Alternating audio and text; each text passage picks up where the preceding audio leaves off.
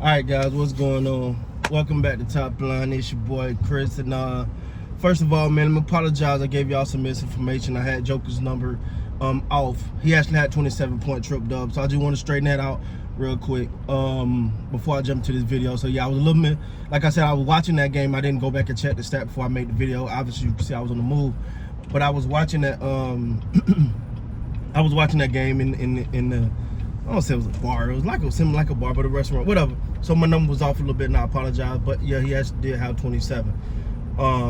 But at the end of the day, man, that's the hangover. My wife said that's the hangover. She might be right. But either way, so yeah, my bad on that. Now, but Ja Morant. Now, Adam Silver came out and said that Ja Morant, he had more information on Ja Morant, but don't want to release that during the finals to take away from the game, which I understand that. But to me, that's not good, right? Because it don't sound like he because if it was something positive, he would have said it.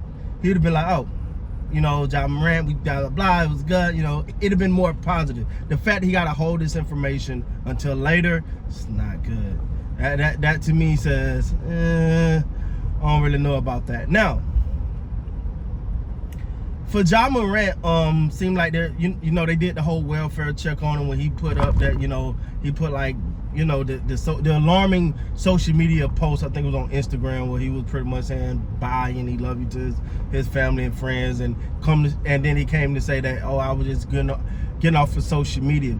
Then it's been reported that he's kind of distancing himself from some of his friends, which some people may look at in a positive light, like, yo, yeah, you need to get away from some of those guys. And hey, listen, I'm gonna be honest, I feel that way. Like, it's something around him ain't working. But and now, but when you put the two together, that is kind of scary, right?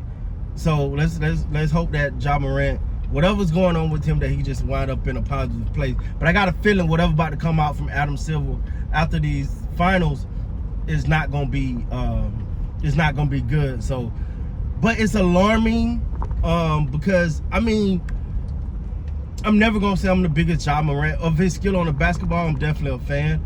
I was the guy campaigning that he should have been in when he won Most Improved Player. I thought he should have been in the MVP conversation. That's just me. I could be wrong, but that's what I said he should. I didn't say he should win. I said he should have been in the conversation. That's how great I thought the guy was playing.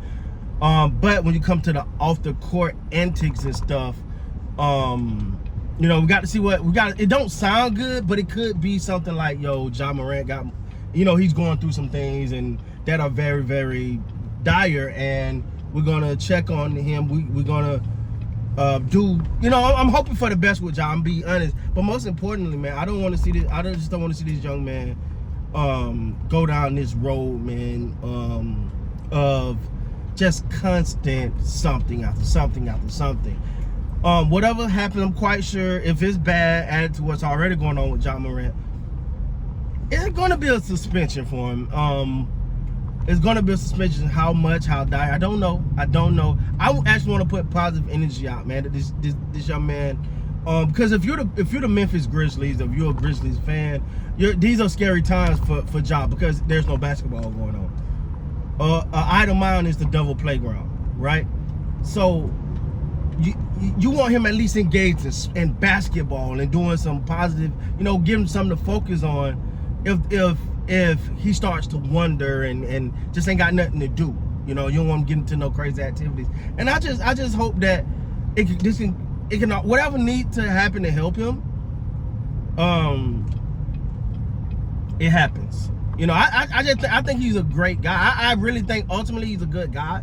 He's probably a great guy. I just think it's just too much of, it is a sense of youth in that, right? Like, he is young.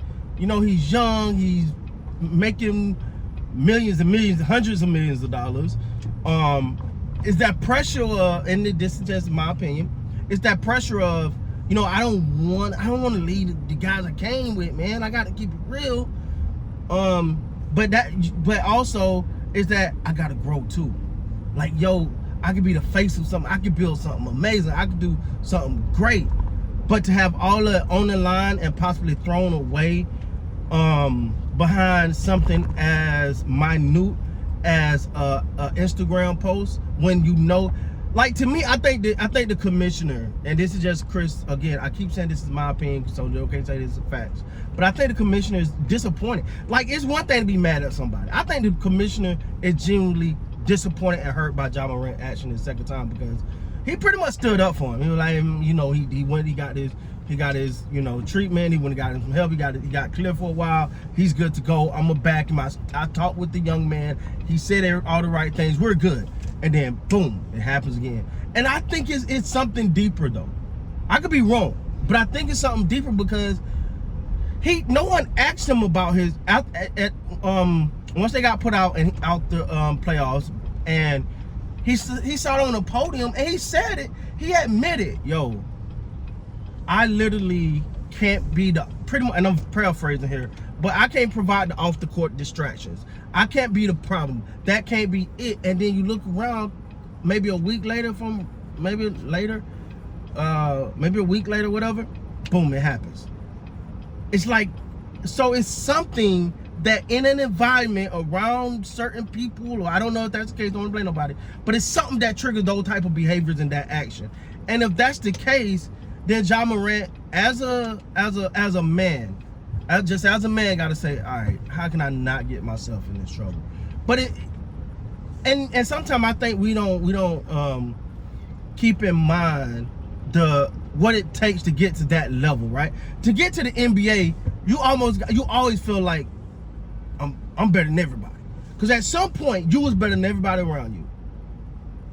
You know what I'm saying? So that mentality of unbreakable, I'm unbeatable, sometimes carries too much, too far. Then you add young, then you add money, then you add fame, and then it's a lot, man. I know I'm not trying to make excuses for Ja or nothing, but I just don't want to see such a great young man go down such a hard road that just don't have to be. They just don't have to be that way, man. So I don't know what's coming out from Adam Silver. I'm just saying, from on the surface, it don't sound like it's gonna be nothing good. But he said he didn't want to say it because the finals was going on. He didn't want to take away from the finals. I get it. But I just hope that this is not the proverbial knockout blow for Ja, but that bottom point, like, boom, all right, I'm at. Sometimes I heard someone say this, man. They say sometimes to reach your highs, you got to hit rock bottom. Sometimes you got to hit boom and be like, all right, cool, all right, that's it, all right, I got it. Let me change some things. So anyway, that's the latest on that, man. Again, I just hope this is like a reset for Ja, and he just build back and be, you know, to be great. I want to watch the comeback story.